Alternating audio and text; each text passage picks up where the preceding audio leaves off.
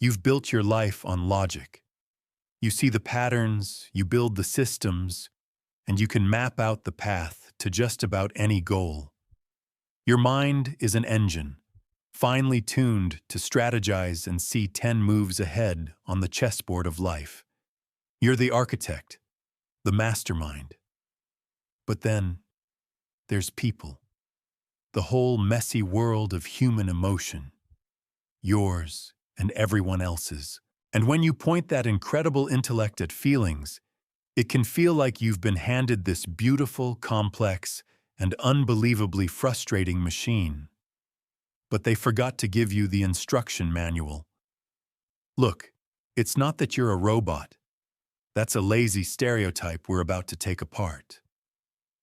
The truth is way more annoying. You're a problem solver who's been handed a puzzle that refuses to play by any logical rules. It all just seems chaotic, inefficient, and deeply irrational. Well, today, we're changing that. This isn't another fluffy guide telling you to just be more emotional. That's like telling a supercomputer to just vibe with the data. It's useless advice, and it completely misses the point of who you are. Instead, I'm giving you a blueprint, the INTJ's ultimate guide to emotional intelligence. This is a systematic approach to decode emotions, build a practical EQ toolbox, and turn what you see as a weakness into one of your most powerful assets. First things first, we have to completely redefine emotional intelligence, or EQ. Pop culture paints EQ as this bubbly, naturally empathetic personality that always knows the perfect thing to say. For an INTJ, that definition isn't just intimidating, it's unappealing. It sounds like you need a total personality transplant, forcing you to give up the logical core that makes you, you. That's a huge mistake. Let's reframe EQ in a language that actually makes sense for the way your brain is wired.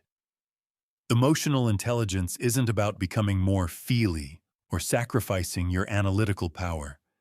It's about data. Specifically, data acquisition, processing, and strategic output. Think of it as a massive upgrade to your personal operating system. Your current operating system, or OS, is world-class at solving logical problems and planning for the future. That's your introverted intuition, NI, and extroverted thinking, TE, working in harmony. But that OS has a subsystem for handling emotional data that often gets ignored, suppressed, or totally misinterpreted because it doesn't show up in a neat little spreadsheet. For an INTJ, developing EQ is about installing the right drivers to finally read that data. It's understanding that emotions aren't random noise. They're a vital stream of information. EQ is simply the skill of data acquisition, accurately recognizing and putting a name to your own emotions and the emotions of others. Data processing, figuring out what that emotional data is telling you about your values, your needs, and the motivations of people around you. Strategic output, using that processed information to make smarter decisions, manage your own reactions, and get better outcomes in your life and work. Here's the thing, many INTJ are already good at cognitive emotional intelligence. You can analyze emotions from a distance. The gap is in the real-world application. And why does this upgrade matter so much? Because not having it is a massive inefficiency. It's a vulnerability that can wreck your most brilliant plans. You can design the perfect strategy, but if you can't get your team on board because you accidentally alienated them, that strategy is dead on arrival. You can map out a path to a successful life, but if you can't build relationships that matter, that success is going to feel pretty hollow. Your tertiary function, introverted feeling, FI, is the part of you that understands your own values. Developing EQ is about plugging that function into the rest of your system. It's about building a bridge from your head to your gut. Not so your gut can take over, but so your head gets access to better, more complete data. The goal isn't to weaken your logic, it's to supercharge it. It's making sure your mind is running on all available data streams, not just the easy ones. You strive for mastery in everything. It's time to apply that same drive to the system of human emotion. The single biggest mental shift you can make is to stop seeing emotions as some chaotic inconvenience and start treating them as exactly what they are. Data points. Your feelings aren't random biological noise. They are high-fidelity signals from your subconscious, giving you critical information about what's going on inside you and around you. Anger is data. Anxiety is data. Joy is data. You'd never ignore a warning light on your car's dashboard or delete a file of market data. But many INTJ try to do just that with their emotions, either by burying them or explaining them away as illogical. That is a strategic blunder. You're making decisions with incomplete information, which goes against the very nature of how you operate. So the first step is to build a system to collect and analyze this data, and it has to be structured. Strategy 1. The scheduled emotional check-in. This plays right into your love of structure. Just like you schedule time for deep work, you're now going to schedule 2 brief appointments with yourself each day. This isn't touchy-feely navel-gazing, it's data logging. Here's the protocol. Twice a day, say mid-morning and before you clock out, set a 5-minute timer. Open a notebook or a private doc, and as clinically as possible, answer these questions. 1. What am I feeling right now? Be specific. Don't settle for bad. Is it frustration, disappointment, apprehension? If you're struggling to find the word, pull up an emotion wheel on Google. This turns a vague feeling into a classification problem, which your brain loves. Naming an emotion is the first step to taming it. 2. Where do I feel it in my body? Is your jaw tight? Is there a pit in your stomach? This connects the abstract feeling to concrete physical data. 3. What was the trigger? Trace it back. Was it an email, a conversation, a specific thought? Find the input that caused this output. 4. What information is this emotion giving me? This is the analysis. Frustration might be telling you a process is inefficient. Anxiety could be your intuition flagging a future risk it hasn't fully processed yet. 5. What's one logical action I could take based on this data? Notice you're not acting on the emotion, but on the information it gave you. The action for frustration might be to schedule 30 minutes tomorrow to redesign that workflow. The action for anxiety might be to create a contingency plan. By turning feelings into data points, you stop being controlled by them and start using them as an input for your master strategy. Strategy 2. Create your emotion body map. To get better data, you need to get better at noticing the physical tells of your emotions. For 1 week, you're going to be a field researcher of your own body. Your mission is to create a personal emotion body map. It's simple. Keep a log. When you feel a strong emotion, note 2 things: the emotion and where you feel it physically. You'll start to see patterns fast. Anger. Maybe for you, it's heat in your neck or tight shoulders. Anxiety. Maybe it's a cold feeling in your stomach or a buzzing energy in your hands. Excitement. Maybe it's a lightness in your chest or the inability to sit still. Dread. Maybe for you, it's a physical heaviness or tension in your back. This isn't about judging the sensations. It's about observation and correlation.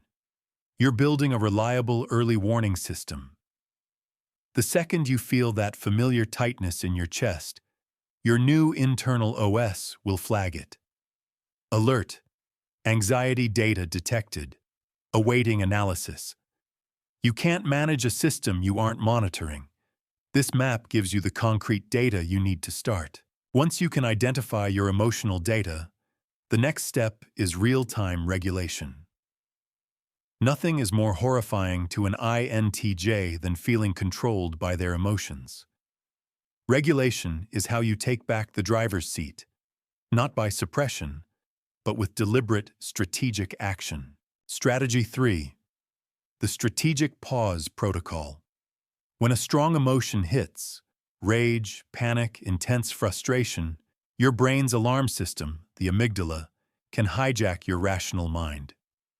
There's a model popularized by neuroanatomist Dr. Jill Bolte-Taylor that suggests the initial chemical rush of an emotion can run its course in about 90 seconds.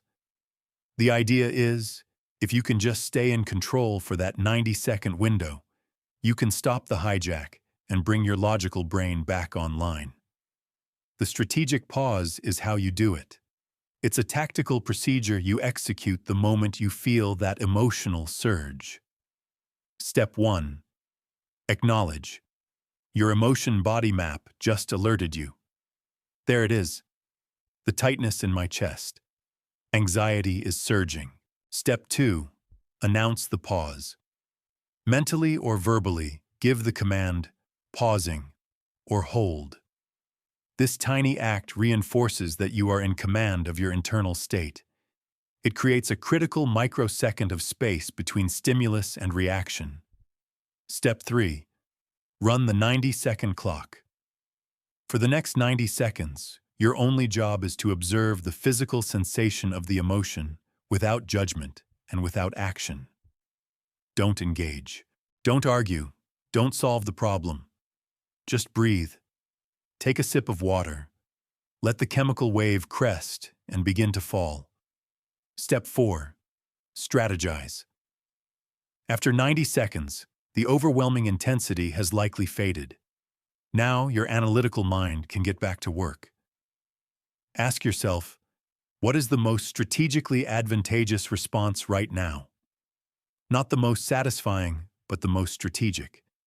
Maybe you address the issue calmly, table the discussion, or walk away.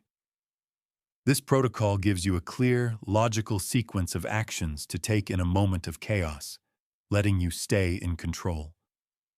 Strategy 4. The STOP framework. If the strategic pause is for emotional flash floods, the STOP framework is your quick-use tool for everyday ripples. Think of it as a cognitive checklist you can run in 30 seconds before you do anything important. S. Stop. Whatever you're doing, just pause. Fingers off the keyboard. Hand off the doorknob. T. Take a breath. One slow, deliberate breath. In through the nose, out through the mouth. It's a physiological reset button. O. Observe. Quickly scan your internal dashboard. What's my emotional temperature? Am I calm, irritated, rushed? Note it without judgment. Observation. Mild irritation detected. P. Proceed with intention. Based on what you observed, choose your next action consciously. My intention is to be constructive in this meeting, despite the irritation. My intention is to write this email with a neutral tone. This little framework is powerful. It stops the emotional residue from one event from contaminating the next, ensuring you're acting with purpose. Strategy 5. Strategic energy redirection. Sometimes an emotion is just too big to be managed with your mind alone. Intense anger or anxiety are physical states of high energy. Trying to suppress that with pure willpower is like trying to stop a tidal wave with a piece of paper. The logical move? Redirect it. When you feel that overwhelming energy, give it a controlled physical outlet. This isn't about throwing a fit. It's a calculated move to restore balance. If you feel a surge of anger, get up and walk briskly to the other side of the office and back. The movement will help burn off the adrenaline. Feeling intense anxiety before a presentation? Find a private space and do 30 seconds of stretching or a few quick push-ups. Stuck in a loop of frustration? Step away and do a simple physical task. Straighten the books on your shelf or organize a drawer. Channel the mental chaos into creating external order.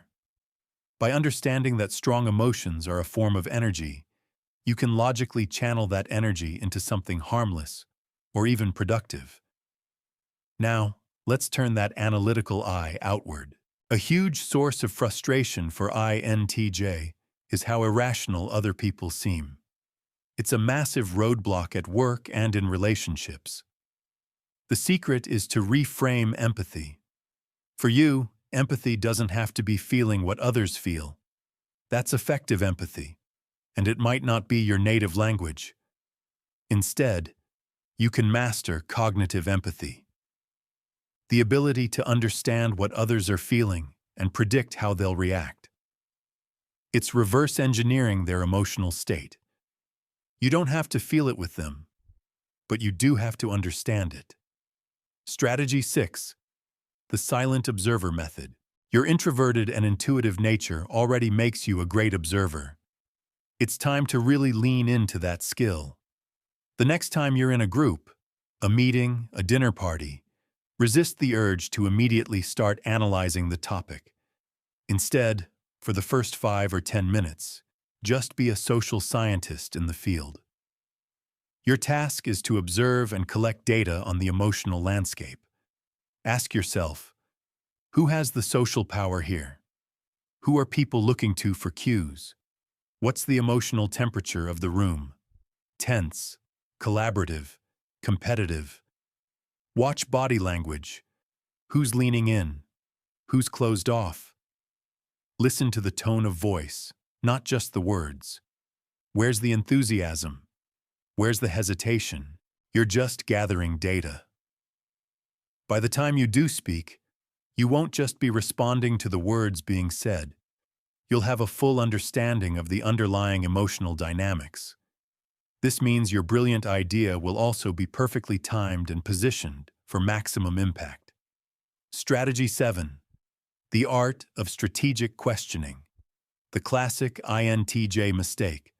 Someone comes to you with a problem, and you immediately offer a solution. Your brain just wants to fix it. While that's efficient, it's often emotionally tone-deaf. The person might not be ready for a solution. They might just want to feel heard. Your new strategy: suppress the problem-solving impulse and switch to data-gathering mode. Use questions to map their emotional state first. Instead of saying, "You should just do X," try asking questions like, "How did that make you feel? What's the most frustrating part of this for you? What would a win look like for you here? Walk me through your thinking on this. What have you already thought about trying?" This approach is strategically brilliant. First, it validates the other person, building trust. Second, it gets you way more information, so when you do offer a solution, it's a better one. And third, it keeps you from wasting time solving the wrong problem. Strategy 8. Build a behavioral model toolbox. You're a systems thinker. Social interaction is just another system with unwritten rules and patterns. You can learn those rules by studying people who are good at it. Identify people in your life who have high EQ, the ones who build consensus, de-escalate tension, and just seem to have people's trust. Don't just admire them, study them like a case study. Case study. Your colleague, Jane, handles an angry client. Observation. The client is yelling. Jane doesn't get defensive. Her body language stays open. Analysis. Jane's first move is to validate the emotion. She says, "I understand why you're frustrated. You have every right to feel that way." Then, she summarizes the client's complaint to prove she was listening. Only after the client has calmed down does she pivot to solving the problem. Model. From this, you can extract a reusable model. Validate emotion, confirm understanding, pivot to solution. That's a new tool for your toolbox. Over time, you'll build a whole library of these proven conversational strategies. They won't feel fake because you've broken them down and you understand the logic behind why they work. You're not mimicking. You're deploying a strategy. All right, knowledge is one thing, but application is everything. This is about using these strategies when it counts and tackling the single biggest thing that gets in your way: your own perfectionism. Strategy 9. The accountability algorithm. For an INTJ, admitting you were wrong can feel like a complete system failure. But in relationships, taking accountability isn't a weakness. It's a power move. It instantly de-escalates conflict and builds incredible trust. When you've made an emotional misstep, deploy the accountability algorithm. It's a simple 3-step process. Step 1. Acknowledge the impact. State what you see. I can see that what I said upset you. It's a simple, factual observation. Step 2. Take ownership. No excuses. This is the hard part. Apologize for the impact without trying to explain your logic. The classic INTJ mistake is, "I'm sorry you feel that way, but I was just being logical." That's not an apology, it's a defense. The right way is, "I'm sorry, I handled that badly and I hurt you." Or, "My words were careless, and I apologize for the impact they had." Step 3. Request data for improvement. After you apologize, you shift back to a comfortable mode: analysis. Ask, "To help me get this right next time, what did you need from me in that moment that I missed?" This turns a fight into a debrief. You're not just sorry. You're actively upgrading your system. This algorithm reframes an apology from an admission of failure to a demonstration of high-level competence. Strategy 10. The logical necessity of self-compassion. Let's be honest, your biggest obstacle is probably that relentless critic inside your own head. You get angry at yourself for being angry. You get anxious about being anxious. This isn't just counterproductive, it's illogical. It's like getting mad at a server for generating an error log. The log isn't the problem. It's a signal about the problem. Your emotions are your internal error log. Berating them is a total waste of energy. Therefore, self-compassion isn't some fluffy, feel-good idea. For the INTJ, it is a logical requirement for system stability. A system that's constantly attacking itself can't run at peak efficiency. Here's how to do it. When you feel a difficult emotion and that inner critic starts up, "This is illogical, you're weak, stop feeling this." Consciously interrupt it. Talk to yourself with the same detached, problem-solving kindness you'd offer a smart colleague. Tell yourself, "Anxiety is present. It is a data point. It is not good or bad. It just is. My job isn't to yell at the sensor, but to analyze the data it's giving me." This disarms the critic and lets you get straight to the analysis and problem-solving we've been talking about. Strategy 11. Expanding your emotional vocabulary. You would never tolerate imprecise language in your work. You use specific technical terms because they are accurate. Yet when it comes to emotions, many INTJ get by with a tiny vocabulary. Good, bad, stressed, fine. To truly analyze your emotional data, you have to label it with precision. Your final task is to deliberately expand your emotional vocabulary. Find an emotion wheel online, like the one from Dr. Robert Plutchik, and actually study it. Learn the difference between annoyance, frustration, and rage. Distinguish between apprehension, fear, and terror. When you do your daily check-ins, have that wheel handy. Force yourself to find the most accurate term for what you're feeling. This isn't just an intellectual game. The better you can name an emotion, the more clearly you can understand its cause and its message. It turns the messy world of feelings into a complex but ordered system of classification. A world where the INTJ is built to excel. So there you have it. We've reframed emotional intelligence not as a threat to your logical nature, but as a critical upgrade. We've built a system for treating emotions as data, regulating them in real time, and decoding the people around you. We've covered accountability, self-compassion, and precision. Emotional intelligence is not a mystical art. It is a skill, and like any skill, it can be broken down, learned, and mastered. You don't have to change who you are. You just have to add a powerful new set of tools to your arsenal. By bringing emotional data into your master strategy, you won't become less of an INTJ. You'll become an unstoppable one. This is the system I've built, but I know the INTJ mind is never done optimizing. This is just version 1.0. What strategies have you developed? What's in your EQ toolbox? Share your data in the comments below. Let's turn this comments section into what it should be: a forum for collective intelligence.